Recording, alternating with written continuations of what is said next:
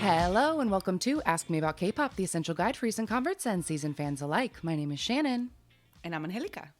And it's 2022. Holy shit. Holy shit. Everything is exactly the same and somehow worse. I was going to say, I was like, here I am, still in my house. Here we are. Here we are. Still recording on Zoom. Yep. But we're going to distract ourselves with K-pop, which is what we're here for. We always do. What we've been doing for the past 2 years. Yep. And counting. And counting. All right. Well, as we teased last week when we came up with the idea for this episode in the end of the episode, we wanted to do something that we did 105 episodes ago. Which is crazy, by the way. Yeah, the fact that the SuperM episode was before our 100 was not a triple digit episode, like weirdly mind fucks me. I can't. Right? I don't know what to think about that. Because SuperM was the last thing I did in the real world. So like that, can't be that far away. What a now. way to go out though, right? I what know, a right? last hurrah. It was truly a last It was hurrah. a last hurrah. If I never get to go outside again, like that was a good one. But anyway, Girls on Top. SM announced Girls on Top, Girl SuperM. And when we thought about doing this episode last week, we knew nothing about it. Nothing was out. And when we did the SuperM episode, nothing was out. So we just wanted to give people a rundown of who all the members were in case, you know, they only knew some of them from one group. We wanted to introduce the members of SuperM before the whole thing came out. Right, especially because it was going to be drawing in a lot of people who didn't necessarily know anything other than this group, right? Like SuperM brought in a lot of new fans and it had like a more international like goal.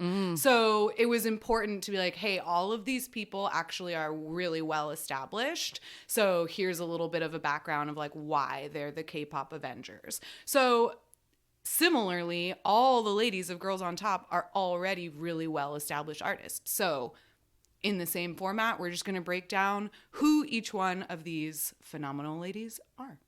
And because we do have at least a Girls on Top song and a little bit of press and like we have things to talk about, we will get into what they have released and some of the controversy around it, do a little Roses and Thorns, because obviously there are things to hate about this, but there's a lot to love about it too. And we want to cover all of that. Yes. So let's start with meeting the members of Girls on Top. Got the beat.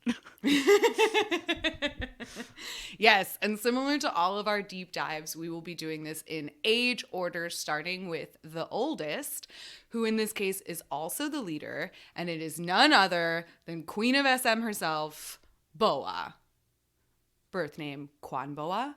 She's 35, born in 1986. She's a Scorpio. And she is a soloist, the like OG SM female soloist. She debuted when she was 13, and we have done a 2-part deep dive into her entire career, episodes 122 and 123, because she's been around for 20 years. She celebrated her 20th anniversary like last year. And I think her presence in this group is important for so very many reasons, but I also love that like Boa is a first generation idol. She's like the last first generation idol because her existence created the need for a second gen. Yes, because like we talked about in her deep dive, she was one of the first K-pop stars to get really popular abroad. So she like brought a real new wave of like international attention to the Hallyu wave.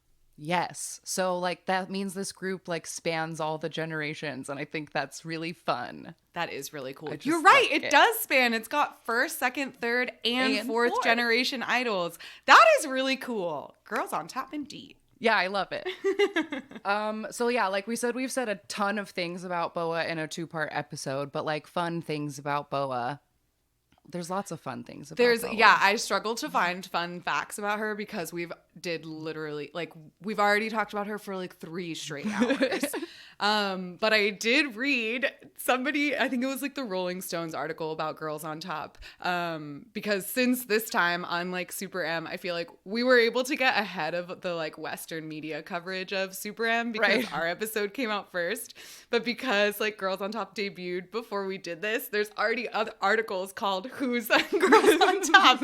And the Rolling Stones one mentioned that Weezer covered a BoA song called Mary Kuri, which is a Japanese song of hers, on a Japanese version of one of their albums. And I thought that was really cool. That is really cool. That's really cool. And another fun fact is like this is the first time BoA's in a group like ever. She's never been in a group. She's a always soloist. been a soloist. Yeah, this is her first time being in a group at all, which is pretty cool. She never even like, because she debuted so young, she was never even someone who like trained like Rain with a group. was in a group. Yeah. Mm-hmm. That like failed and then he came out to be solo. But no, she was just always from the beginning. And we've mentioned before, like, what is her title at SM? She's like she's not creative director, but something along those lines. Something along those lines. And she is like she's not the manager, but she seems to be the main like creative director for aespa. Right. So she has worked with and kind of like mentored all of the other women that are in this group, which is pretty cool too. Yeah, a bunch of them. I mean, the next girl that we'll talk about said she became a singer because of BoA. So, like, that also, like, I don't know. I'm excited that BoA gets to be in a group, and I'm excited that everyone gets to be in a group with BoA. Like, I know. Can you imagine, like, being... I feel like we said the same thing about Super M and the boys getting to be with Timmy. Like, it's just really cool when, like, a super legend is, like, part of a little fun group. Yeah, and the person who inspired you to not only be at the company that you're at, but also be in the profession and like live the life that you know, like sacrificed everything else like for this. And now you get to work with them in an actual, like you get to be their peer. Yeah. Mind-blowing. Very cool. I love it. So in the Super M episode, we also wanted to give you some recommendations to familiarize yourself with each person. And like we said, 2-part BoA deep dive. She also made a crazy dance movie that we've done an episode about that's easy to watch called Make Your Move. Like, there's so much great BoA content. All her music is good. Like, watch her music videos. Like, all of her music is good. And she has a really good YouTube series called Nobody Talks to BoA. Yes. And that's really good, too. That was, like, made for her, or, like, not for her 20th anniversary, but coming up to it, right? Because there is a 20th anniversary documentary, mini documentary, that I wouldn't recommend because it's ultimately sad. Yeah. Like, the vibe of it was off, and I did not appreciate the way that SM celebrated BoA's anniversary. I feel like they didn't do enough. But the series Nobody Talks to BoA is fun and an interesting inside look into SM. For sure. But some specific videos that we didn't recommend in the BoA episode that I was able to find are, she did a little dance to one of the songs Black on like 2 albums ago. There's no music video. It wasn't like released as a single, but there's like a dance video in a dance studio with like 2 hot boys in hats or whatever. Nice. And it's just like a good showcase of what a great dancer she is. And I love that song. So I like that it has its own little video. And then the other one is a live unplugged version of Only One, which is like arguably BoA's most famous song. It's a partner dance with a boy. Every boy at SM like knows this dance, and like most of them have at one point or another been called up to dance Only One with BoA. But this is her just sitting on a stool like singing it very live, and like she has such an interesting like raspy, airy. Her voice is so interesting, and I think that this very unique. This video really showcases it in a good way. So awesome. BoA Rex. Beautiful. Okay, so next in age order, would you like to introduce? I would love to. Next up in age order is Taeyeon, one of the vocalists for Girls on Top. Her birth name is Kim Taeyeon. She is 32 years old. She was born in 89, and she is a Pisces.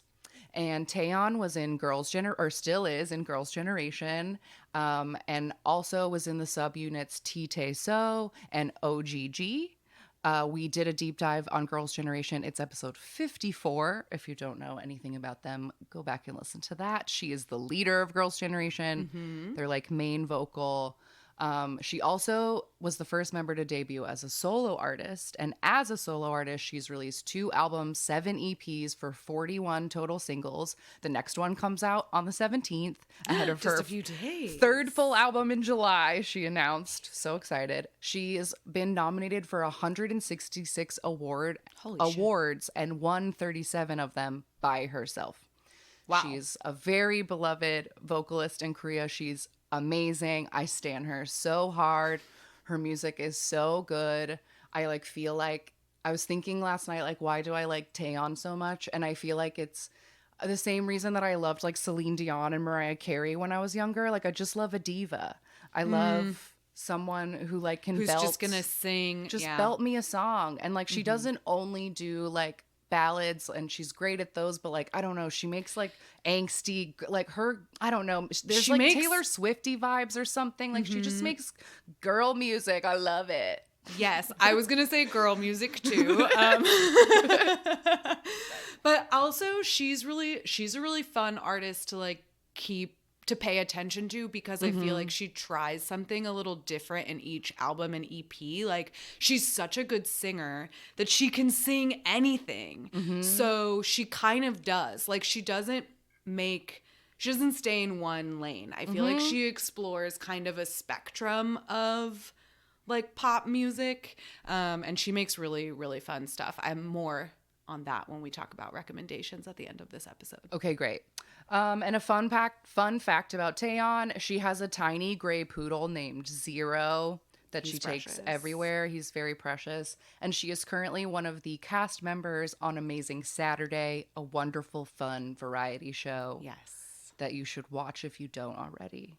Yes. She and Kim Ki-bum from SHINee get into fun shenanigans on that show. And they always have well-coordinated outfits. Yeah. And I think they have a Naver show now, like the 2 of them. Oh, just the 2 of them? I think so. Kim siblings. I love this brand they're establishing as a duo. It's really great. Yeah, it's really great.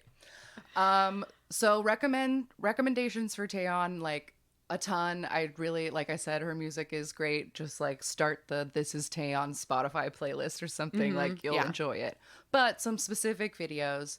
I would like to recommend the performance of I Feel So Fine from one of her solo concerts in 2018.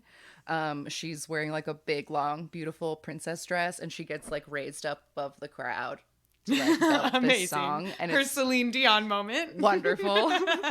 And then as well, I would like to recommend the acoustic version of 11:11. She sits on a stool, single guy with a guitar. Her hair is brown. She's wearing a plain button up, and she is that song. That is one of my like favorite sad girl K-pop songs ever, because it's about being up at 11:11 and wondering if you're ever gonna get over that person. And it's so melancholy and light and beautiful, and like, oh my god, it's so good. And this acoustic version is excellent. Love it. Amazing. All right, next in age order is quite close with Taeyeon, Hyoyeon. She is a dancer and rapper in Girls on Top. Her birth name, Kim Hyoyeon. She's 32, born in 89, and a Virgo. And like Taeyeon, she is also a member of Girls' Generation. She was in the subunit OGG. And yeah, she was like the main dancer of Girls' Generation. For sure. Yeah. But also a rapper, I think. Yeah, I think so. I feel both. like there's not so much rapping in Girls' Generation, but like, it was her if there was. Yeah. And she almost always had, I remember in the Girls' Generation deep dive, she was almost always blonde, and she had a dance break in like almost every early track for sure. There was a moment when it was like the music video would just like cut to her only. Yeah, because she's like a pop and locker, like street dancer, knows all those moves. Yeah, she's really amazing. And she is also a soloist on her own. I don't remember when she debuted as a soloist, but she has several singles to her name. She has not released a full album yet. But she auditioned at SM at age 11. So she has been training and like in this life since she was a very young child. Mm-hmm. Before she debuted with Girls' Generation, she worked with Janet Jackson, and she was BoA's silhouette dancer during a performance at the Mnet KM Music Festival in 2005. So she, even at a young age, was like a good enough dancer to be BoA's silhouette. Yeah, for sure. Which is pretty amazing. She's also competed on 5 TV dance competitions, including coming in second on Dancing with the Stars. Yes, and that was one of the things I wanted to recommend.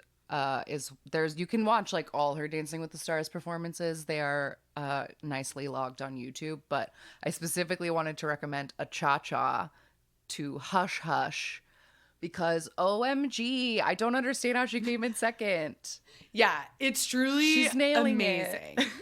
The dress she's wearing is unbelievable. It's so hot. It's so beautiful. Tiny.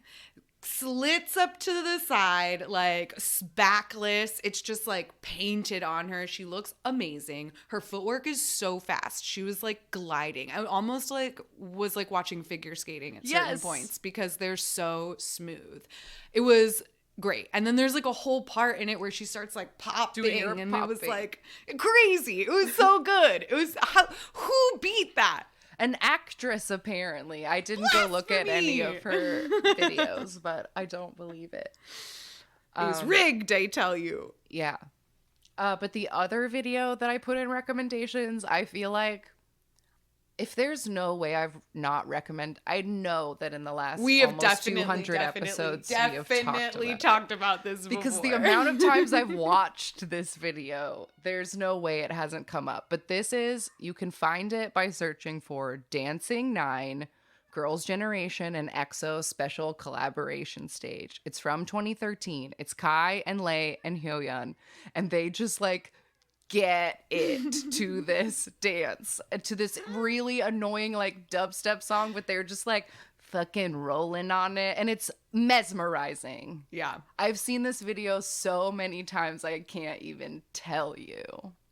I feel like we must have talked about this during the EXO deep dive, I think. Or because something. Like, yeah, it's definitely come up. Because SM used to do these collaboration shows and they were always to like horrific dubstep. And this is no exception. But It is really amazing. It's really good. So definitely recommend that if you've never seen it. Mm-hmm. Okay, next up, I'm going to go ahead and introduce her. Go, do it. She's my favorite. Also, a dancer for Girls on Top is Seulgi. Birth name Kang Seulgi. She's 27, but she'll be 28 next month. She was born in 1994, and she's an Aquarius. And Seulgi is originally from, and currently still is, in Red Velvet. She's also part of the subunit RV Irene and Seulgi. And yeah, she's incredible. She's my personal bias of Red Velvet. I love her very much. I'm always super excited whenever she features on something. Like literally any boy soloist who puts Seulgi on a track, hi, I'll buy that. Thanks. Yeah. Great. Me right here. She's such a golden ticket. Yes. She is such a golden ticket. She's such a golden ticket. And as soon as SM announced that they were going to like do something like this, I was like, I know my girl Seulgi is in that. But so some fun facts about Seulgi. I did not know this before, but I feel like it just made so much sense that I almost am like, why didn't I already know this? But all of the Red Velvets have representative weapons. Fun. Like EXO has powers. Yes. Like EXO has powers. They have weapons. And hers is a knife. Great. I think she's very knife energy. I totally agree. She was also once ranked 20th in a list of 100 most beautiful faces in 2018. And you added this one. Oh, she most recently... Oh, I totally misread that. I thought Seulgi.zip was like some kind of nickname or something. I don't know why. I don't know what my brain processed as I looked at that sentence. It says most recently hosted Seulgi.zip on Naver now. And that's one of those radio shows, right? Yes, those video radio shows or whatever. Yeah. And the most, like, I looked it up and I couldn't tell if it was canceled or if it's, but like the last episode was early December. So I don't know if they're on break and it'll come back or if it's over. Those shows are hard to keep track of. And I know I've verbally asked for help with them on the show before.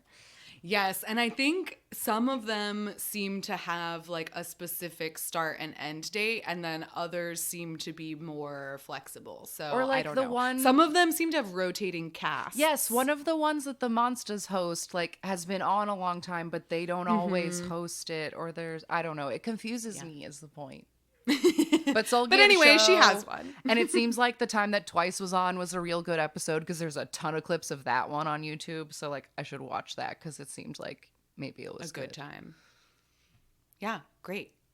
Some recommendations for Sulgi. I know I've talked a lot about Irene and Sulgi because the year that came out, which I think was just last year. Last year.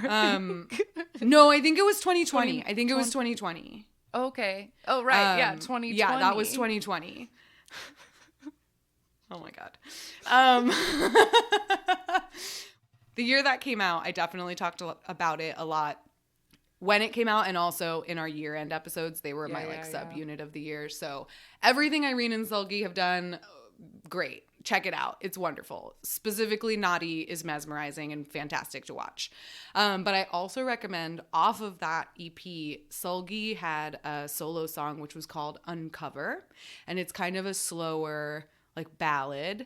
But it has choreography. And there is a choreography video where she's just in a dance practice room and the camera kind of like follows her around. It's not still, but you can like hear her sneakers on the floor, which I always love. But then there's also a music video, which is both choreography and like her looking super beautiful in like wet hair and like a vest and like a collared shirt. So if you enjoy watching beautiful women dressed androgynously and dancing immaculately, then watch Uncover.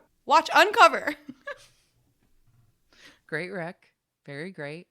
This one I added because yesterday I was like looking to try to find like the best, because obviously like she's a featured dancer, she's a great dancer, but like all of Red Velvet are such good singers. I was trying to find like what's a good Sulgi singing clip, and I watched a bunch, and then I came across a video from very recently, like from a few weeks ago. She sang Adele Easy on Me, like on live. Love that song. And it is so delicate and soft and beautiful. I like kind of couldn't believe. And so I had to add that to the list. Yeah, her voice is really, like you said, all the Red Velvets are really good singers, but her voice is very high and light, and yeah, delicate is a good way to describe it. She is really good. Like a Red Velvet song that features her voice really nicely is Psycho. She has a lot of really pretty high notes in that. Yes, agreed. Okay, next up is another Red Velvet, a vocal Red Velvet for Girls on Top, and that is Wendy. And Wendy's birth name is Sean Seung-wan, and she's 27, will be 28 in February as well. Yeah, her and Sulgi are literally 11 days apart. Wow. But she's a Pisces. Yeah. And she is from Red Velvet. Wendy is also Canadian. Yeah. Well, okay, so I thought she was from Canada, but then I Googled her and she was born in Seoul and lived in Incheon. Incheon? I don't remember. That's where the airport is.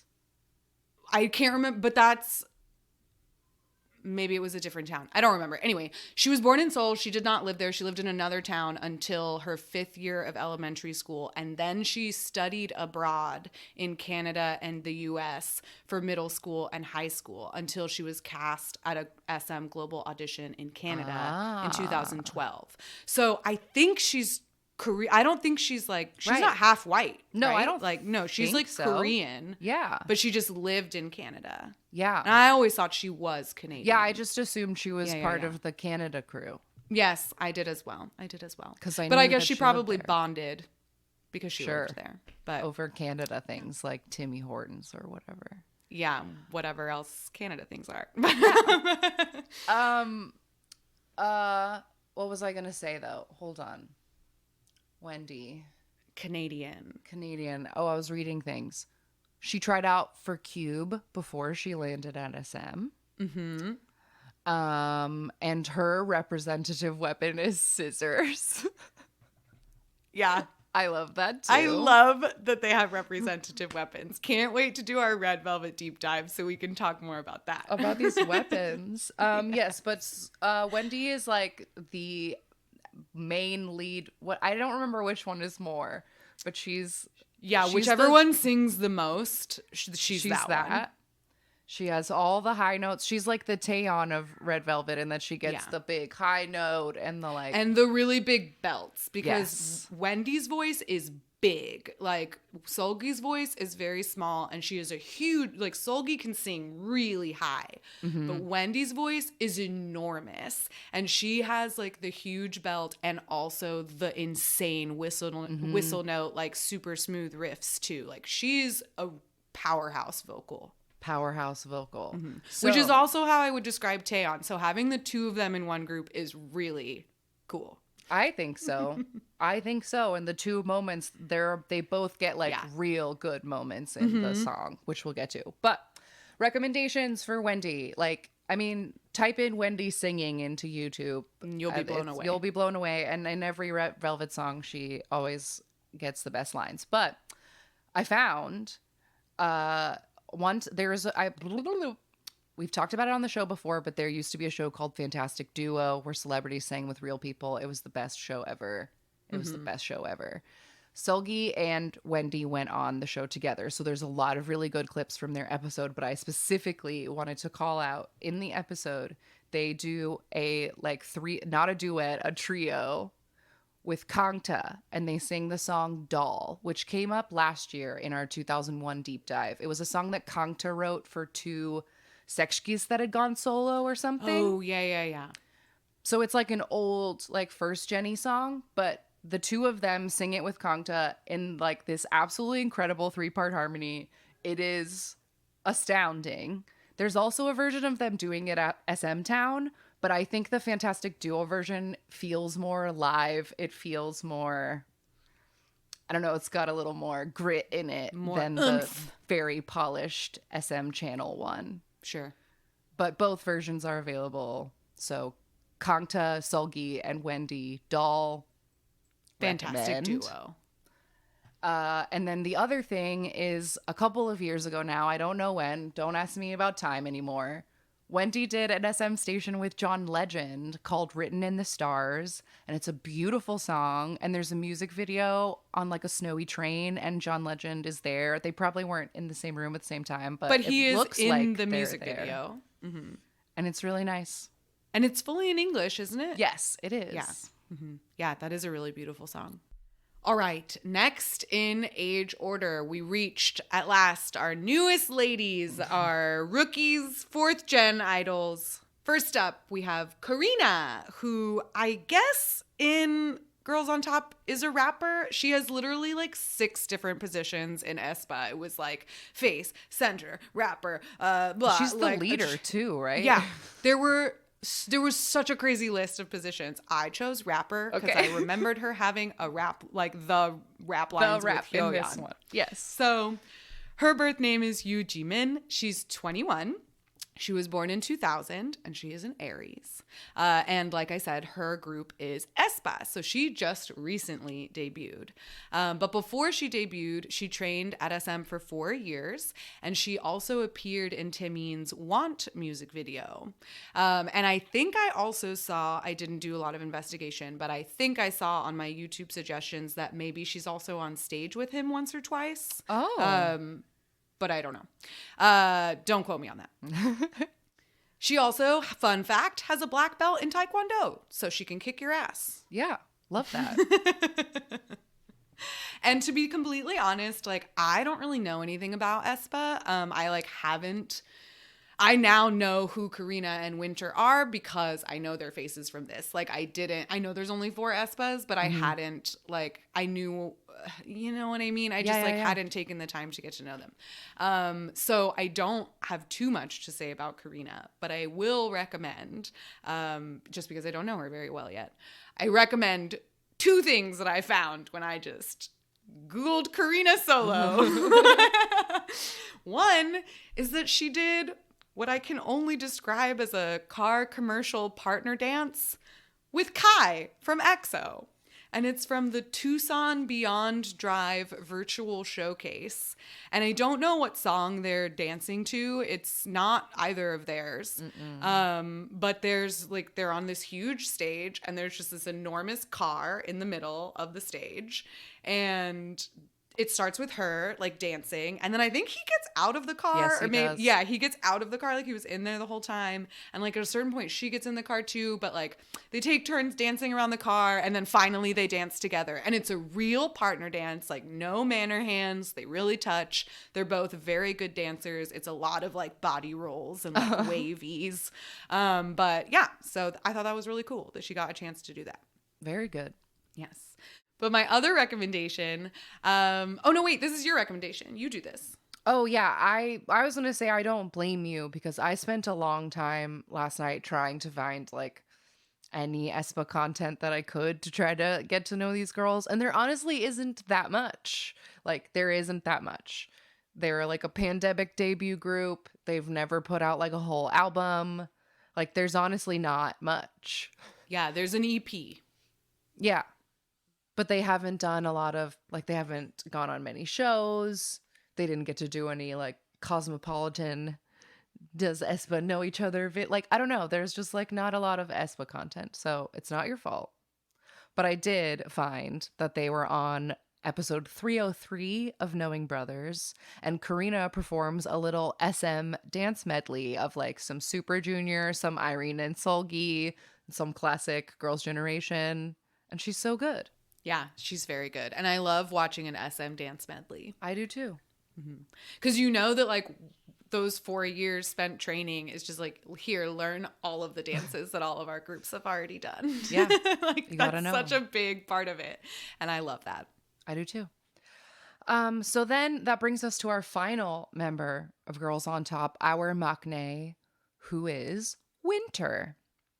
And her birth name is Kim Min-jung. She's 21 years old. She's a New Year's baby, so she just turned 21. Yes, I specifically noted that because she's born in 2001, but right now for the next couple months, she's the same age as Karina because she's born on January 1st. But Karina's about to turn 22.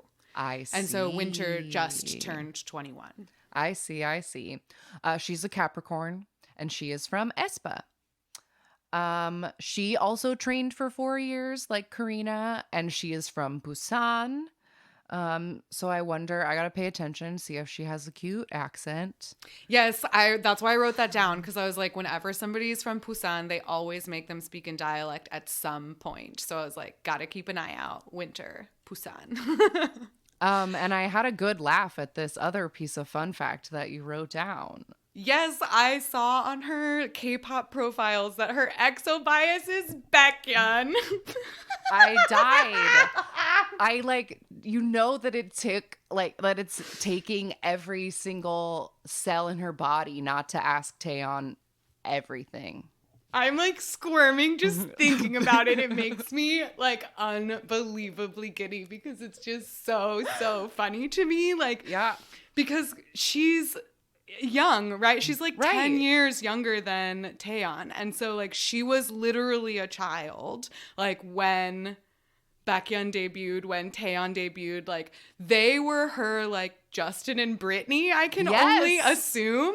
And like now she's in a group with the girl who dated her childhood celebrity crush. Like, can you imagine? She would have been like 13. Yeah. 13 when all that was going down. Oh my God. Oh my gosh. I fucking I live love for this it. shit, man. Oh my God. I wonder if she wrote mean things about Taeyeon on the internet in hopes that she never finds it. Like, and is Maybe. constantly stressing that like she'll find out. Someday her like whatever the equivalent of live journal is Will get, will like, be discovered. exposed. Or her like real person fan fiction of Baekhyun Right? will be discovered. Oh no. Oh my god. She girl bossed too close to the sun. Oh, Winter, we are not trolling you right now. We support you. You are living the dream right now. I'm truly. Oh, I love SM family dynamics. Me too. So much. Me too. So much. So similar to Karina, I just typed into YouTube like Winter solo because I know nothing about aespa. But I found two things that I thought were really fun. One is that at the 2020 Mamas, she did a really brief cover of Boa's debut song, ID Peace Be. And she sings it and she dances it. But it was part of a set with girls from other groups that are like not SM artists. So she only has, the clip is only 48 seconds, but it's very good. 2020 Mama, Boa Peace ID, or ID Peace Be. Winter, she covers it. And then I also found a clip from that same episode of Knowing Brothers, because Winter is, I guess she is a vocalist for aespa. I feel like her and Ning Ning are the vocalists. From what I have gathered. Yeah. I could be wrong. So, yes. So anyway, I found a clip of her singing a song called All About You, and it's only like, she doesn't sing the whole thing, but it's just really beautiful. And I felt like the reason I wasn't quite sure of whether or not she was the vocalist is just because like aespa songs definitely have moments of really good vocals, but that's not the focus of the song. And there's so much other stuff happening in the songs that I think it's easy to forget that there are really good vocal moments in them. Right.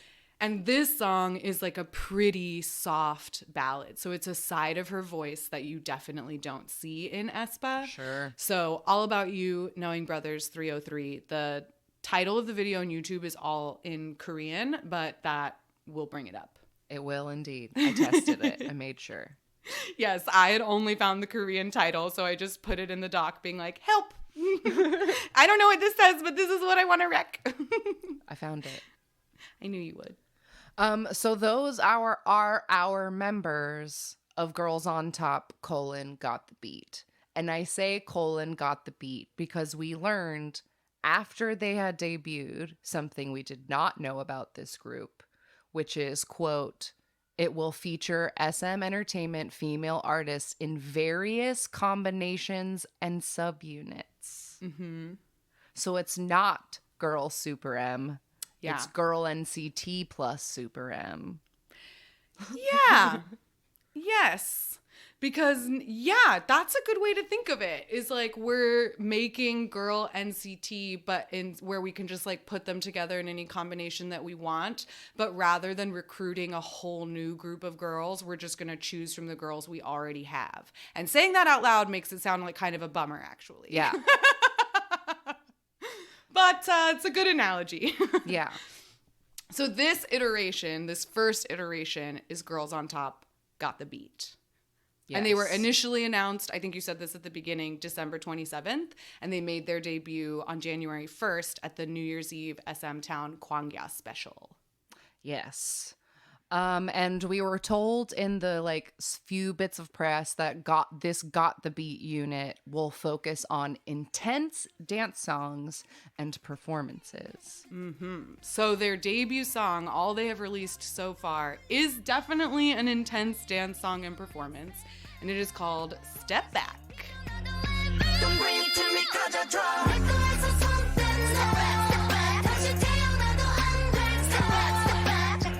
Yes, and Step Back was written by Yoo Young-jin, Dwayne Abernathy Jr., Taylor Monet Parks, and Ryan June. And we will get to Ryan June in a moment. But his name being in the credits is a thorn and a piece of controversy that has really sullied this debut, if you ask me. It has indeed. And before we get to our Roses and Thorns, I want to let's just talk about the song. Absolutely. Right? Because when I in particular had quite a bit of trepidation about SuperM, and I did not like jopping. Like, I mean, guys, you know me. It's not for me. Why would you like jopping? Why would I like that? I like it now as like a fun, like joke, but Yeah. My love but of dropping is all ironic and based on my undeniable love of SuperM. Exactly. But so going into Girls on Top, I feel like I didn't really have any expectations. Sure. I had an idea of what the song might sound like only because of the kind of music SM has been putting out lately. Right. Like they have a new vibe. And this new song definitely fits into that genre that they're creating. But I kind of felt like this, like, if the controversy never happened, I would have no complaints about this. You know what I mean? Like, the song, they looked great. I think the outfits are fantastic. Like the choreography was really fun. Like watching the stage, all we have so far is this one performance, right? And so they look great. The song is fun. It's a little bit Frankenstein-y and it's a little bit loud, but there's a lot of really cool, strange things happening in the background of this song. They have the most insane, almost Christmassy sounding church bells through it. And then they also have part of the instrumentation is not instruments, but it's like this really dramatic, like gothic sounding like monastery choir. You know what I mean? It's like a bo, and then there's someone going like or whatever. Like it's so dramatic in the background, and then you have the like clang, clang, clang of the bells. It's wild. The background of this song is insane. And I like it. Insane. It is insane. But like, yeah, I do like it. Like I now genuinely like it. And I remember when I was watching the New Year's Eve special and I was texting with our friend Jenna, I was like, this doesn't immediately offend me. I'm not like jumping out of my seat like, oh yay, cool new groovy song. Same. But more of a like, an acceptance of this is what SM music sounds like now. And this is the company I have put all of my blood, sweat, and tears. All my eggs are in SM's basket. They hooked me years ago. And I will remain loyal to my SM family because I love it. So like it's more of an acceptance of like, all right, we're in 4th gen K-pop now. Like, I cannot be an old cranky lady and be like, K-pop doesn't sound like it did in my day. Like, this is what it sounds like now. So I have to find the good, and because it's not changing anytime soon. Yeah. And I love the like layered, the harmonies are really great. Like they showcase everybody's voices really well. Like they did not overuse auto-tune. Yeah. The bridge is spectacular. Yeah, it is. And the high notes, like we were saying, this is such a vocal heavy group that I feel like one thing I kept thinking about, because obviously like they built the structure of this group kind of similarly to the way they did SuperM with like getting your key dancers and your like heavy hitting vocalists and stuff. But SuperM, the main vocalist, like really is just Baekhyun. Yeah. And now you have Taeyeon and Wendy, and like Boa can belt like nobody's business too. So the way that they can have, like Baekhyun will have like one big moment, but Girls on Top can have 3 big moments. And like that's really cool. Yeah. Yeah. So yeah, the song is a song, and like yeah, I bump my head to it. And I had a very similar reaction to the song itself, right? Like as soon as it started, I was like, okay, this is what I thought it was going to sound like, but it wasn't but I was like, I find nothing abrasive about this song the way that I do some of the aespa and NCT songs, like in that like and fucking jopping, but like this one had none of those moments to me, which I was like pleasantly surprised by, and like oh great, nothing about this offends me. Yeah. On first listen. On first listen, of course. But yes. So how do we want to do this? Do we want to like go back and, because we've got some roses and we've got some thorns, and I don't want us to end the episode on a bummer note. Right. So I don't know. Does that mean we got to do like Thorns first just to get the bad things out of the way and then do good? Or do we need to go back and forth? I don't know. Maybe we should go back and forth. Okay. Let's try it. Okay, let's try it. Let's go back and forth and let's get one of the biggest thorns out of the way Sure. first. Do you want to go ahead and introduce this one? Sure. So the first thorn, as mentioned earlier, one of the writers on this track is a writer named Ryan Jun. And this guy has written a ton of K-pop. He's one of the writers on Lucifer, like going all the way that far back. And he's basically written like every Luna song. Like very involved, writes lots of music. And he writes for all different companies. He's not specifically an SM writer the way that like Kenzie was an SM writer. Right. But like just 4 months ago, like very, very recently, he got in huge trouble online for using like a nasty misogynistic slang word online. And then when caught, claimed that he didn't know what it meant. They always say they didn't know what it meant. And you know what? I am going to call, like, I always call bullshit on that. But the reason I specifically call bullshit on this is because of the term he used, which is a Hangul word for, or a slang word for female idol that it's bojdol, which uses the first syllable is from a like curse for vagina. Oh, so gross. It's like, he knows what it fucking meant. You know what I mean? It's like, okay, you can't, I'm not going to like use an English version of that right now, but like, fuck that. You know what I'm saying? Like, no, sir. And many people were upset because they rightfully pointed out that most of his biggest songs are for female artists. Yeah. And the comment he was making is about how like easy it is to write for female artists or something. But instead of just saying female idols, he used this derogatory term. And people got rightfully upset. Yeah, but so it's just gross and disappointing that he was hired for this specific project.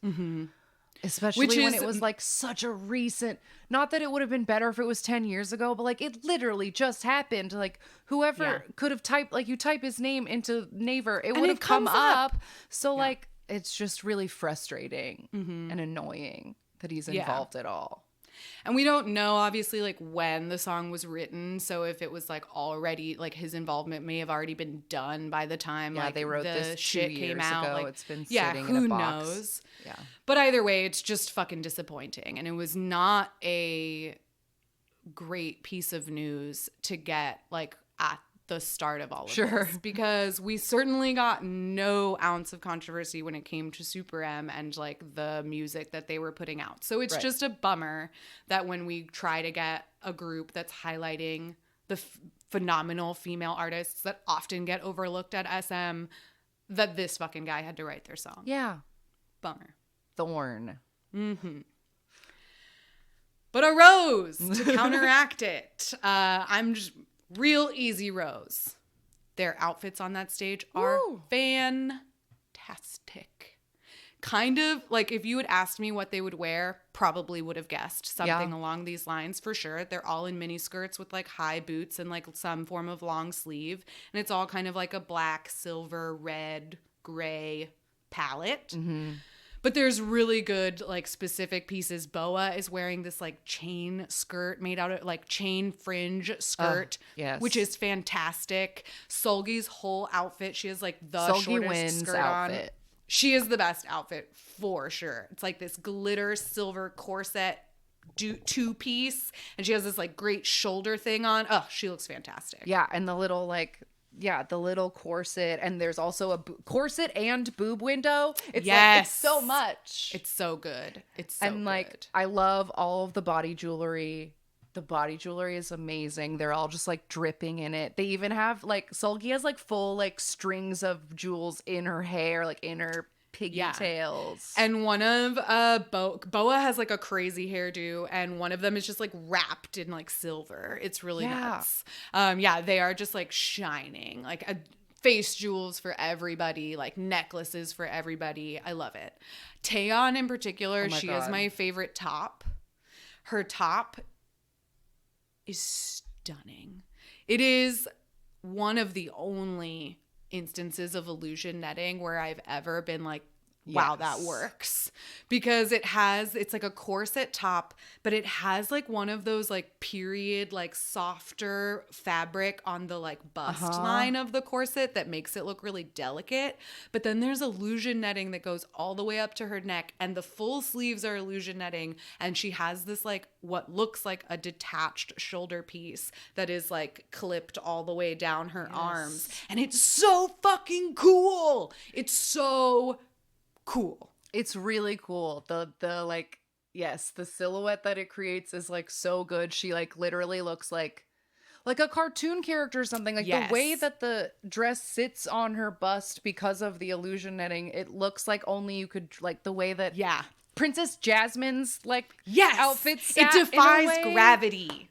Yes. And when she has her hair is my favorite because she has this like gorgeous mermaid super waist length, like silvery, slightly lavender colored hair. Oh, she does look like a cartoon. She looks great. She looks so great. I love the outfits. There's obviously little things like I don't love Taeyon's boots because they're like puke olive and there's no other colors like that in the palette, so they're distracting. And I don't like Winter's turtleneck with full gloves thing because it makes me feel claustrophobic to look at. I just don't like that look. Sure. Because it feels you can't like with your neck and your hands all in one shirt. And I assume it's probably like a bodysuit too, so it's I don't know. Oh yeah. So that it would, because it wouldn't stay tucked. Probably. Ooh, yeah. So just in claustrophobia terms, I don't like that. But yeah, they look super cool, and I like. They did. They looked super cool.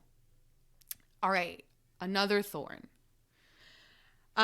So I'm just gonna do because there's basically two main complaints from the netizens about the lyrical content of the song. The controversy we've been referring to is specifically about the lyrical content. That seems to be, aside from Ryan June's involvement, that seems to be the only issue people really have is like what the girls are singing about in this song that this fucking guy wrote.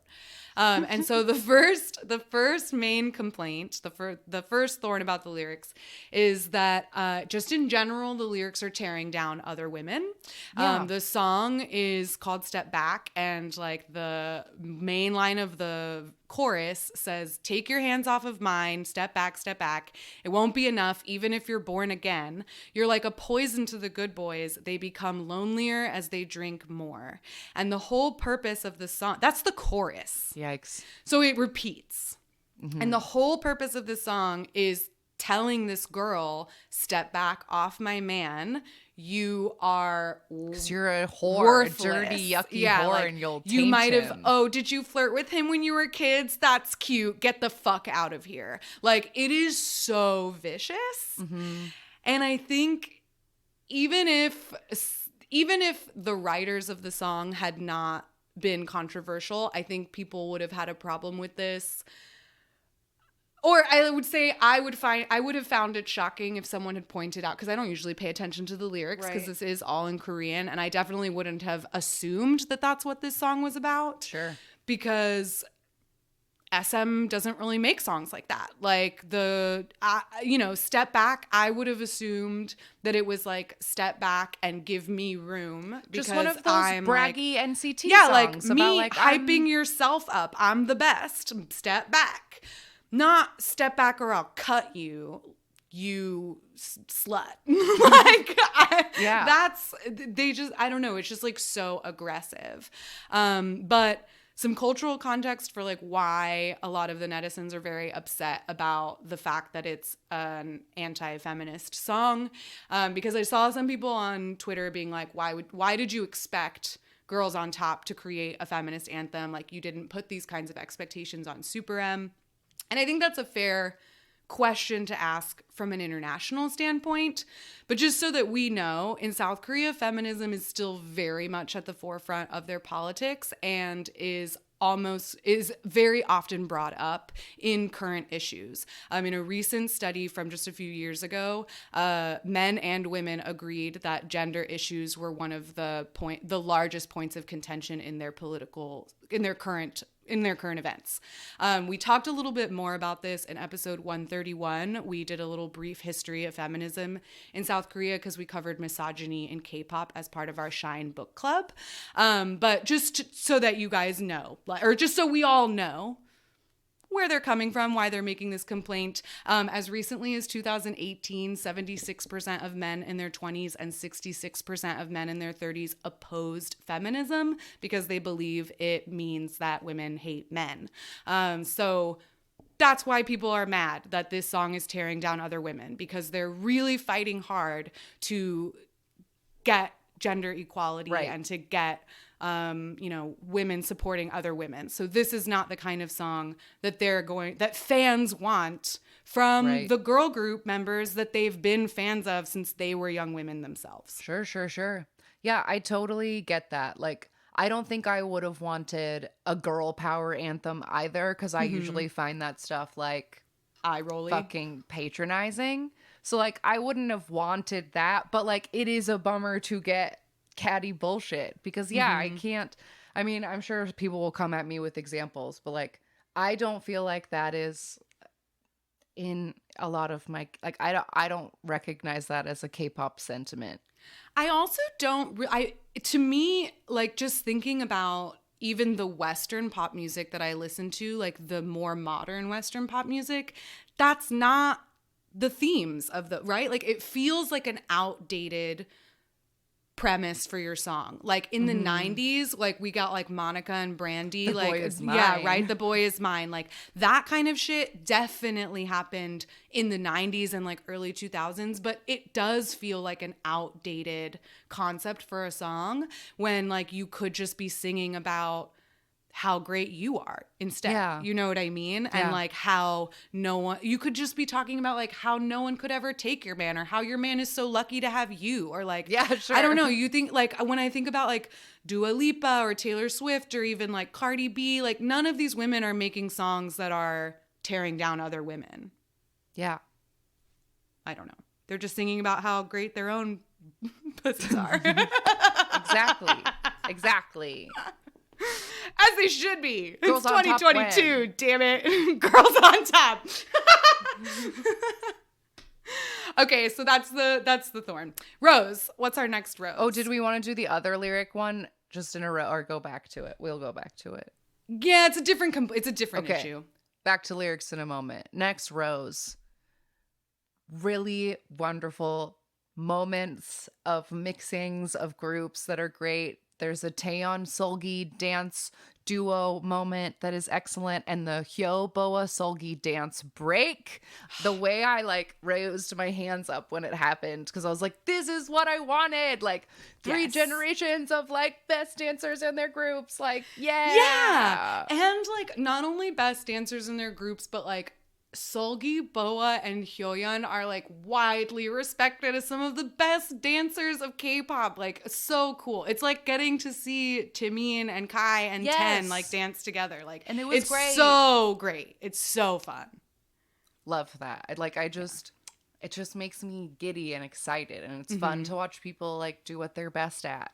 Yeah. Like, and the choreo during the Taeyeon Seulgi part I do really like, because it's almost a little bit of a partner dance for them, because like when Hyo, Boa, and Seulgi dance, they're just like in a little triangle doing their own choreo. But Taeyeon is like facing the back of her back is to the audience, and like Seulgi's facing forward, and their like arms are around each other, and they do like a little like thing, and then Taeyeon turns around and it's really cool. It's really cool. I really do love the choreo. I like this. The hands on the head and the little like rollies on the chorus are really fun. Like, I don't know, it's just great. Yeah. Great dancing. I agree. Okay. Back to our thorn. Back to our thorn. Okay, so I guess I separated this because it is about the lyrics, but then the fans specifically like brought up another issue in relation to it. So in one of the like, I guess it's a bridge, I don't know, it's one of the parts that sounds different from the other parts of the song. There's a part where they say, boys are the same, all eyes on me when I appear, everywhere there's a flash, take pictures, pose. And at first, Some netizens didn't like this part of it because of the ongoing Molka scandal that is continuing to be a problem in South Korea. I think we definitely talked about this in that misogyny and K-pop episode, but it's an issue of non-consensual photos being taken of women in South Korea, and there's a lot of like problems with the laws being very laxed, not a lot of consequences. So fans didn't like that. They thought it was inappropriate to encourage boys to take pictures, but they specifically took issue with the fact that Winter is the one who has the line, take pictures, take pictures, take pictures, pose.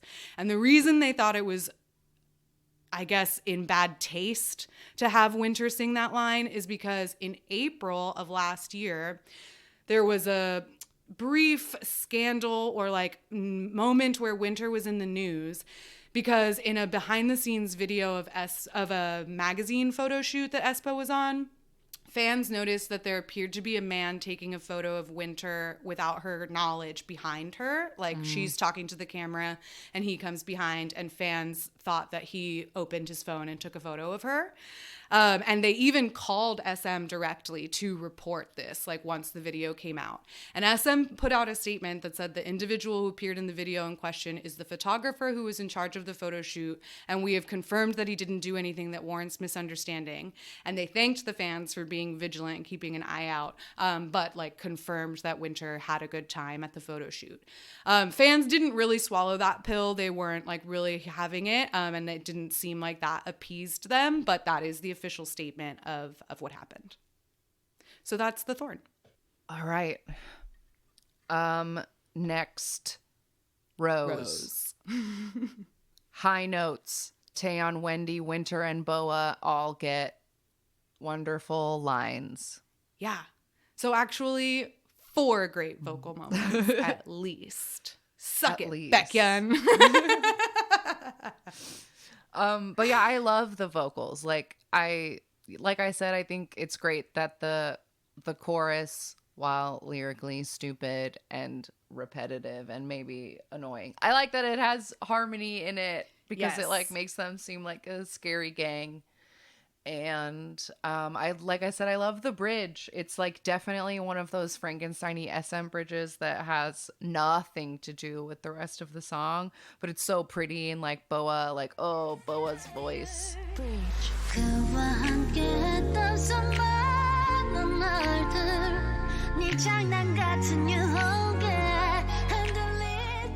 I love it. Yeah, it is quite a bummer that the lyrical content like is making, you know, so much headline or so many headlines, because if you had never told me, I wouldn't have cared. You know what I mean? Like I wouldn't have cared. It's a fun song and they sound great, and like we said before, like there's really not a lot of auto-tune in it. So even though like it is arguably a little noisy, like it's a little bit loud and like kind of chaotic in that new SM sound way, it doesn't sound like machinery. Like they don't mask the girls' voices in any way. And that is really great. Like I really appreciate that, because that's what we love the most about SM. Yes, exactly. All right, back down to the thorns. And these are less serious and are more just little gripes of ours, not netizen gripes. But my first thing is just a noticing that like this is not quite SuperM for a variety of reasons.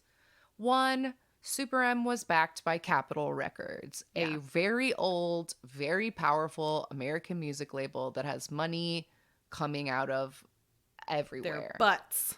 More money than Lee Soo-man could ever imagine having. So like SuperM, like that explains when I was talking about the Monsta X pop-up being kind of lame. Like SuperM had so much more money behind it, like in every single way. That is true.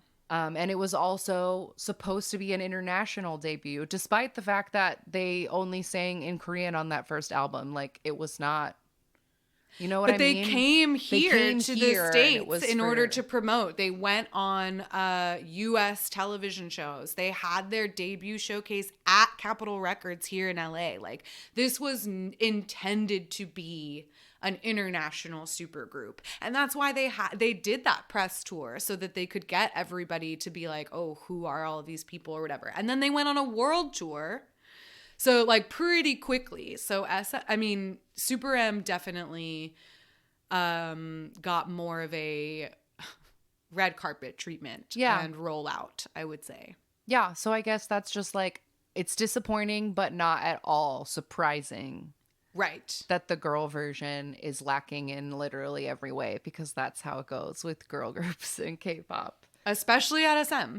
But I'm still allowed to be disappointed by it. Absolutely. You know, it's not wrong to hold on to a tiny sliver of hope that, like, maybe they were going to really do this one. But yeah, we shall see. But another thing I noticed, and this isn't a rose or a thorn, just a notice about Girls on Top, is that they're all Korean. SuperM had like Ten and Lucas and stuff, but like, all the girls are Korean. However, they still speak just as many languages. Yeah, true. Because I was going to say, like, oh, probably one of the reasons they did that for SuperM was because they wanted it to be international, right? So they had to have all the, like, English speakers. And then they had, like, Chinese speakers, too. And then, like, Taemin speaks Japanese. But you have all those languages in Girls on Top, too. Yeah. Mm-hmm. Because Boa's fluent in Japanese, Wendy's fluent in English. Hyoyeon got sent while she was a trainee with Siwon to live in China and study Mandarin. So she speaks Chinese. Mino and Suho, all those SM kids had to go live in China. That had to go to China. I know Karina speaks English as well. Mm-hmm. So they got it covered. Yeah, they do. Okay, back to the roses. Next rose is just that Boa being in a group makes me misty-eyed. Just, I don't know. It's such a neat, it just feels like a fun experience for her to have 20 years into her career to get to be in a group for the first time. I just think it's fun. Yeah, especially because, like, one of our first forays into K-pop was that I Am documentary, right? Which we've talked about so much. And one thing that really stood out to us is the way that all of the other idols talked about Boa and talked about how, like, amazing it was that she always did this on her own. And I remember some of the girls Generation members, I think, specifically saying, like, I can't imagine doing this without my members. Like, it's like she does this all on her own. And now she finally gets to be in a group. And, like, that must be so fun. That must be so fun for her. Yeah, I feel like it's gotta be. And, like, it's fun and interesting to see her be in the sides of formations because she's never not been in the center. But we also talked about that in our deep dive, and she got into it in her sad documentary that, like, being alone has been hard on her. Like, when you're the solo artist, like, it's only you. Yeah. So, like, it might be like the smallest of breaks from the pressure to be one of 7 as opposed to being the only one. Yeah, absolutely. Yeah, so I'm just excited for her for that. Me too. Me too. Okay, the last thorn I have written down is that my mom, upon hearing the name of this group, was aghast. She thought it was so inappropriate, and she couldn't believe that a group would be called Girls on Top, that is just vulgar and appalling. And I didn't even think of that. Get your mind out of the gutter, Claudia. I'm usually the gutter mind. I did not even think of that. Me either. I never, ever, ever thought of that. And maybe it is because we know the Boa song that this group is named after. Right. If we didn't say that at all in this episode, there's a song called Girls on Top by Boa. Very important song of hers, ushered in a new era of her solo career. It's called Girls on Top. That's what this whole thing is named after. That's why she's the leader of this group. Yeah. So, of course, that's all I thought of. Girls on Top, Boa. Not Girls on Top sexually, Miss Claudia. I know. But I had to write it down. So I just needed the world to know that. That made me laugh so much. Oh, I love it. I love it. But I also, it's funny because people said that about SuperM too, that it looked like sperm. And I didn't see that either. But I see it now. I see it now. For sure. All right. Our next rose is kind of a long one. Well, one is that you said you love that bridge. But we've already said it a couple of times. It's a great bridge. It doesn't need to be its own rose, but it's a great bridge. So my next rose that I added on is that there is not very much content of Girls on Top yet because they just came out. There's really only this stage, and then there's like 6 videos of each member doing the like step back TikTok challenge or whatever. But then there's also a step back dance practice behind, and it's like 8 minutes long, and I loved it. It's it's not that much interviewing. It's mostly just them like dancing. It's not a lot of them talking, which is fine, but I really liked it because I loved to see the interactions. That was like what I was most excited about with this group, and this just felt like it was giving you like a little taste of what we could get if we got like a whole fucking like reality show the way that Super M got to be in that dumb house. Anyway, specifically, I love the very beginning when Taeyeon is holding the camera and she introduces the babies. She's with Karina and Winter. And she introduces them with their full government names. Yeah, with their full names. Like, here we have the babies, right? Introduces them. And then she just swings the camera around and she goes, and and Boa is just sitting behind her with like a hat and a hood on, and she's just like, I am the mysterious shadow. Me here, like in the background. And I love it because that's exactly the kind of interaction I expected out of them, and it's exactly the kind of interaction I wanted. Like, Boa is the seasoned professional, and she's laying on the couch, and Taeyeon is like the bridge in between because she's such a kid leader, like bubbly, energetic puppy. And then the 2 rookies are like here looking like scared, like can't believe they're in Boa's presence. That's what I wanted! Yeah. That's what yeah.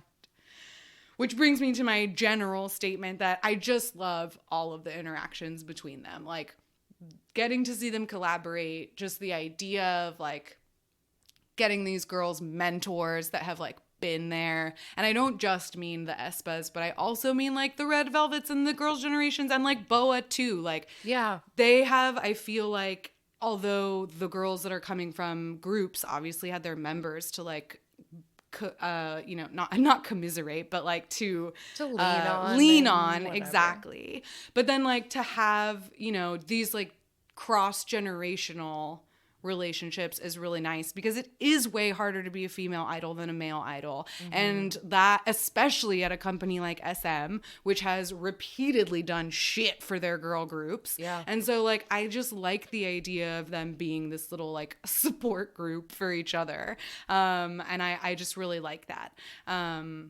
So yeah, and as a bonus, there's a lot of really cute puppy shenanigans with Zero because Taeyeon brings him everywhere and he's there at the dance practice. Yeah, and he doesn't listen to her. But he does kind of listen to Winter. Yeah. I think, or maybe, I don't remember which one it was. But he's like sitting very nicely in one of their laps for a moment of it. And one of the other Girls' Generations comes halfway through and like visits just to say hello. And she gets to meet the Espas.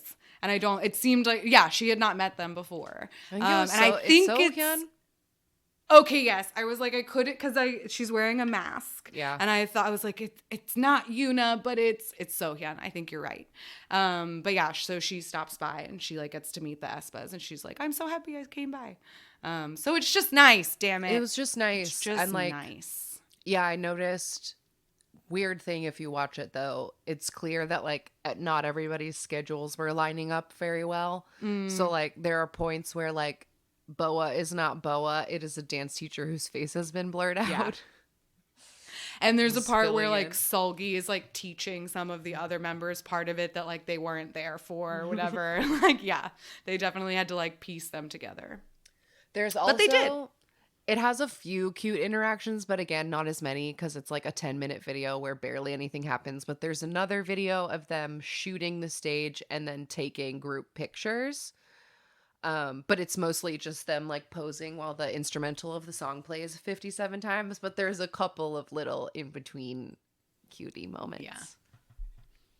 So here's hoping that we get more. I would really love whatever. Like, because hopefully they're going to put out, if not an album, at least an EP or something. I hope they don't give them the aespa treatment of just giving them singles, but who knows? Yeah. But I would like to see at least an EP, if not a whole album, so that we can get more content from them. Yeah, I'd love more content. I'm also very curious. Just to like, I would just like this one time for SM to not drop the ball on an idea, because I am so down to support this that I don't want this to be the end. But I'd be so curious as to what the other combinations would be. Because I feel like I did the math and there's only 7 other girls at SM that aren't in this.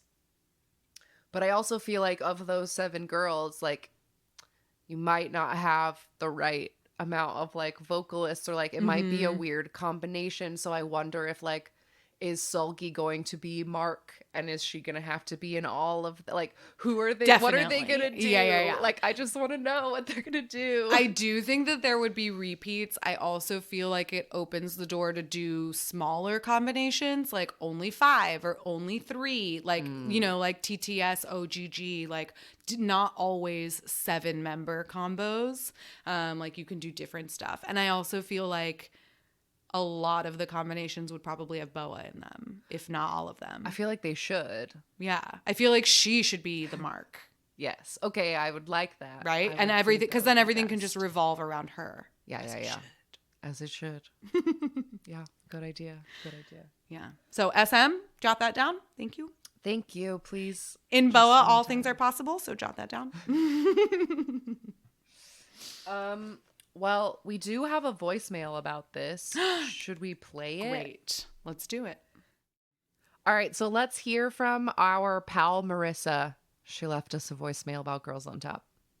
Hi, this is Marissa. I'm here with my step back thoughts, and they are mostly mean and maybe, you know, not like constructively critical. I guess I'm just like in this place with K-pop and kind of have been feeling this the last couple of months or so, where I'm just like not in line with the current groove. In Step Back's case, it's there's not really any groove there. It's just like the sound of the orchestra from Whoville trying to warm up in the back. But you know, like that, like I'm sure this happens a lot. You know, you go through eras or like moments of the popular thing just like not really lining up with my taste. But I haven't been into K-pop that long, and I've been on such a long groove, and I had such a huge archive to dip back into that I didn't really notice it as much. But now I'm really like, I'm waiting it out. I agree with Angelica that had Boa been given like full creative control over the single, I probably would have liked it better. Her part in the bridge is good. I don't love announcing bridges. Like, oh, here's the bridge. Like, yeah, okay, thanks.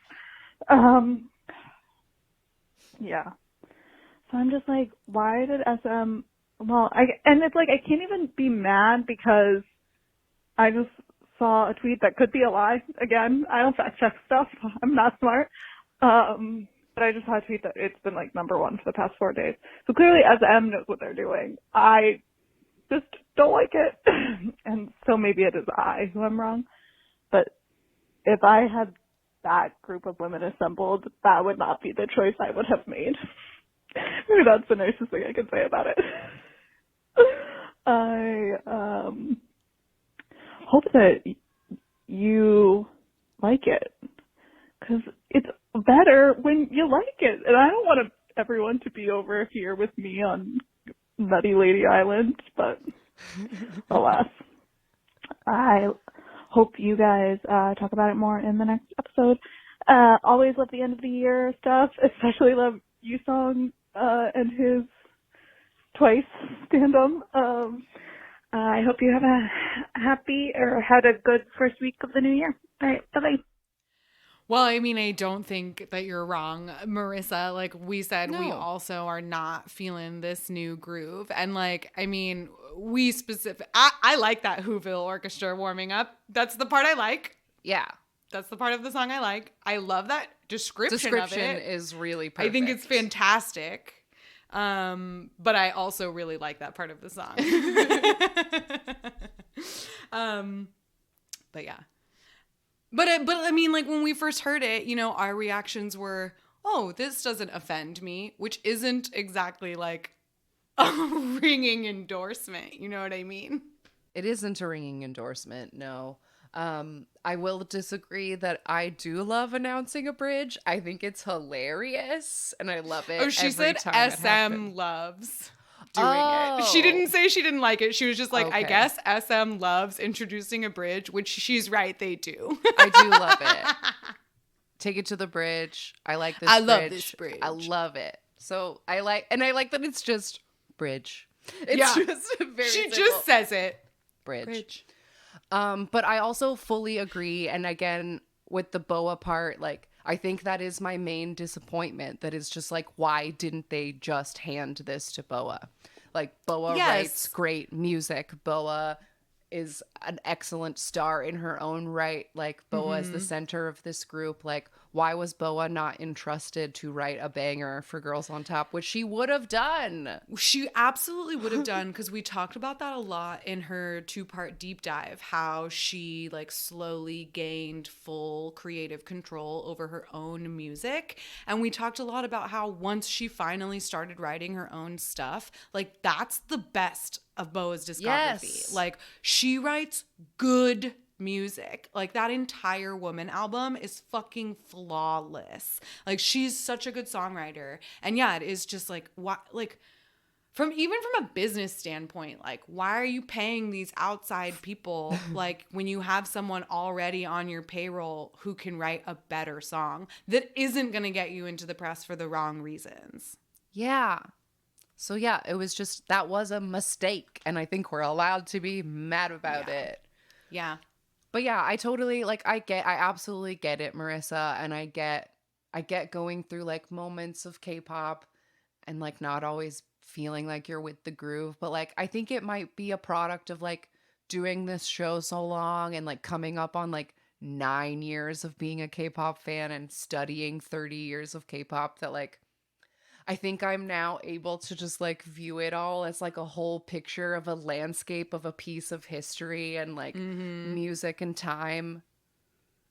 Yes, And I know. think also like you and I especially are so entrenched in it now that these larger trends really do stay in the title tracks, and that's why I'm really crossing my fingers for some kind of EP, because much like SuperM, the B-sides are really good. Like No, I do not like Jopping. No, I do not like 100.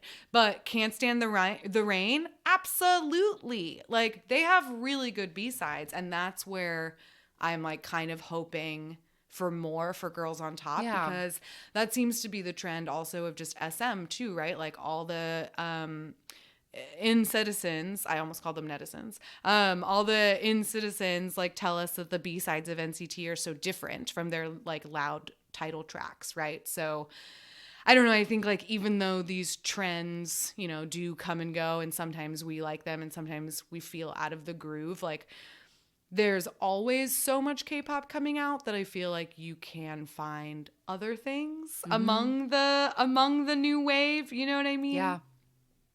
Yeah. And I think I'm just too, like, I don't want to sound like I'm one of those, like, a brainwashed stan that can't admit when, like, something isn't good, because we've went on and on about things that are not good about this. But I just feel like I can't give up on Girls on Top yet. Like, I can't let the misogynists and SM win. Like, Yeah.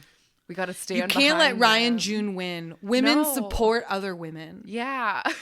So I will not step back from Girls on Top. No. But anyway, yeah, thanks for sending in a voicemail, Marissa. And if you ever want to send us a voicemail about anything, 181-AMA-K-pop5 is the number. And yeah, with all of that, Girls on Top, we will be right back with a random game. On the bottom. All right, we are back, and I recently got a new computer and had to transfer the random number generator spreadsheet to a new computer, and it did not lose any of its creepy magic. It sure didn't. If anything, process. it ramped it up stronger. a bit. I think it got stronger because this week it gave us SES, which was SM's original girl group. The very first girl group SM ever produced. What? I'm shocked. Yes. SES will absolutely get a deep dive probably at some point this year or soon. For the histories, just like HOT. But they debuted in 1997. They were a 3-member girl group, Bada, Eugene, and Shu. We've talked about them and some of their later albums in our deep dives on the year 2000 and year 2001 because they were active until 2002. So we've talked about some of their like later albums there, but they were a huge deal. They were super popular in the 90s. Everybody wanted to get their hair cut like them. Like they were the biggest thing. Yeah. But they released 8 studio albums in their whole career. They had a bunch of number ones. Like they were super, super popular, like we said, and we will go into it someday. But fortunately for us to watch today, like we've talked about, SM has been remastering a lot of their old music videos. So we're going to watch the remastered version of Dreams Come True, which was a very popular SES song that was recently covered by aespa. Amazing. Wow. That is The synergy. That's really crazy. The synergy. So this Dreams Come True was originally released in 1998, but remastered in 2021. So if you'd like to watch it with us, you can pull up SES Dreams Come True. It's on the SM Town channel, and it says remastered big in the thumbnail. And just press play when I say go. 3, 2, 1, go. Oh my God. Ooh, okay, so we had like a brief split-second shot of them in their CGI. suits. Oh, here we go. Here we go. Okay, so I thought they were suits, but they're wearing like insane. They're like tunic dresses. Yeah, I was gonna say like pilgrim dresses. Like they're very long and like modest. They look like Neo's like Matrix outfit, but in white. Yes, but something. in white. And then they each have like, oh my God. This old school the CGI. Remastered CGI is really amazing. Because there's 3 of them, they always have like very strong TLC vibes to me. And because it's like similar era. So you get like, you know. Like this kind of choreo feels very like. Yeah, the way that these little butterfly clips, but that's how I wore my hair every day in 6th grade. Yeah, and this one with her like super messy buns that just looks like a nest on top of her head. Oh my God, little angel wings. So the CGI was like, at first we were like some kind of weird alien pod is like flying through the universe, and then the alien pod like opens and there's this like shimmery like person figure in it, and then the shimmery person I guess became each one of these girls because then they had like shimmery wings. Oh my God, 90s K-pop choreo is great. It's just so much like It's so much steps. It's so many elbows and knees. Yes, that too.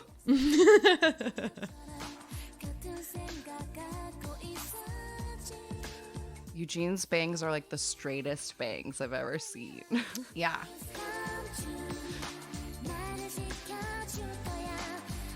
It's funny. This song is so soft and like their voices are so little. Yeah.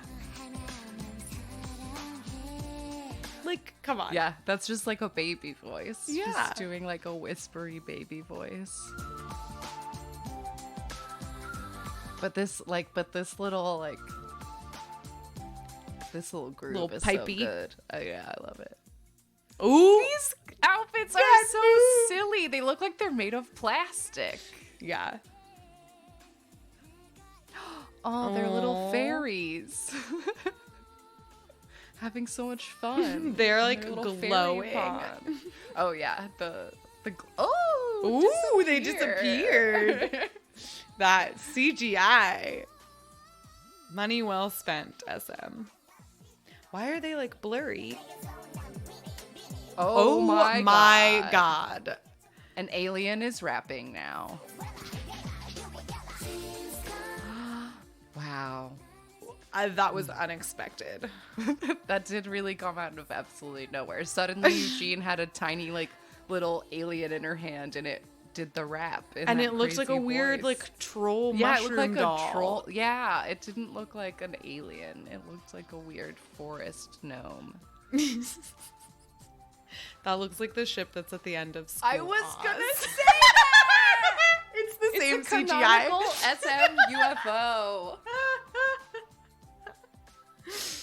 They actually used the same image. Look how I was chunky just their thinking- shoes are. Yeah, also they're like see-through holograms. Whoa. Ooh, they disappeared. It's Damn. Times New Roman. Wow. See, Lee Soo-man used to spend money on his girl groups. SES famously had a music video that cost $1 million in like 1999, and it was a really big deal. Man, what happened, bro? I don't What know. happened? What happened to you, man? All right. Well, anyway, that was freaky coincidence. Thank you, random So number weird. generator, for being the weirdest thing in the world. You know we love you. This monster we've created. Yeah, accidentally. And I think it gets stronger and stronger with time. Every year, every 100 episodes, it like levels up like a Pokemon. Scary. All right, yes, weekly recommendations. I have something in mind. Do you have Go something in ahead. mind? Yeah, Okay. I do, but mine's super off topic, so you should. Okay, go mine is for it. on topic. Okay, good. Because I realized when I did my like Spotify Wrapped that I never got a chance to talk about this song. So I want to recommend my number one most listened to song of 2021, which came out at the very end of 2020. So it came out in this liminal space, like after that's the our, worst. like it didn't make it onto any of our end of the year awards last year or 2020, and it couldn't do it for 2021 either because it came out at the end of 2020. And that is Taeyeon, What Do I Call You? I absolutely love this song. This is what I was thinking of earlier when we were talking about her solo work and how she explores the different aspects of the genre. Like she really doesn't stay in one lane.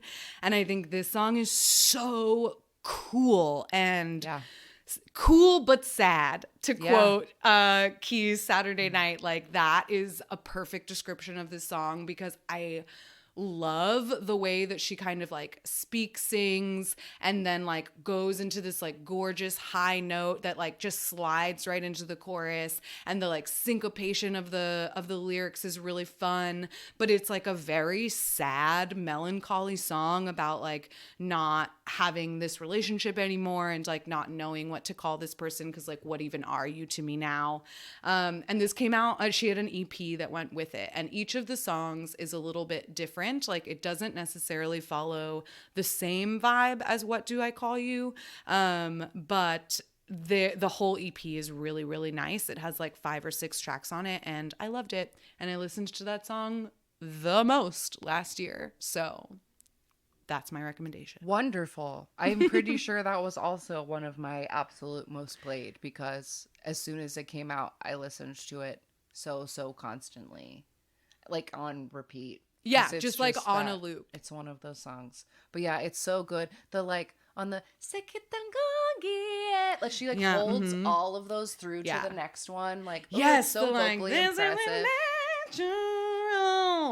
Yeah, oh, it's so good. And like the very beginning of like hello, non stranger. Oh, I just love it. It's memories. Memories. Yes. Oh, yes. Yes. She does such cool things with her voice because, like we were saying, she's such a good singer that she can like do anything. And this song is definitely, the focus is not on sounding pretty, so she has like a bit of fun with it. But I was like so heartbroken that I never got an opportunity to talk about this song. So Talking about it now. There it is. Good job. Good job. So my recommendation has it has nothing to do with K-pop, but I think it is adjacent. Gasp! I know. But it's adjacent enough, and I enjoyed it so much that I felt like I just needed to share it with you, the listener, because I thought some of y'all might get a kick out of it. So this is a recommendation for another podcast. Double gas! I know. Competition! I know. I can't believe it. But my buddy Dave Holmes, he was an MTV VJ in the late 90s, early 2000s, and he recently did a podcast that was a passion project podcast. It's 10 episodes, and it's called Waiting for Impact. And the premise of this podcast is that in Boyz II Men's debut music video, other artists from Boyz II Men's label are teased in the music video, including a boy band called Sudden Impact. And Sudden Impact never came out, and Dave never stopped thinking about it for 20 years. So on this podcast, he goes on a journey to try to find Sudden Impact or find out what happened. And it's got a lot of really interesting stuff about early 90s music industry stuff and how Billboard charts work and just a fun history time capsule of music of that time. And then it turns into this story about gumption and following your dreams. And it's only 10 episodes. I listened to the whole thing on a single day when we were driving on the way back to California. And I just enjoyed it so much. And I thought I feel like our listeners, this is the kind of podcast our listeners might like. So I just had to shout it out. Love it.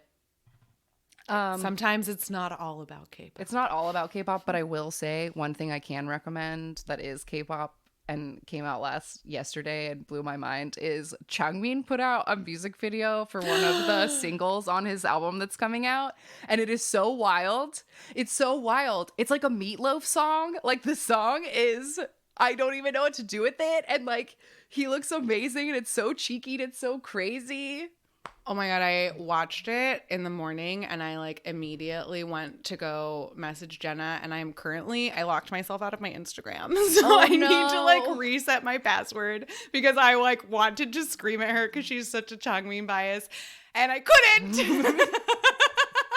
And this fucking music video is awesome.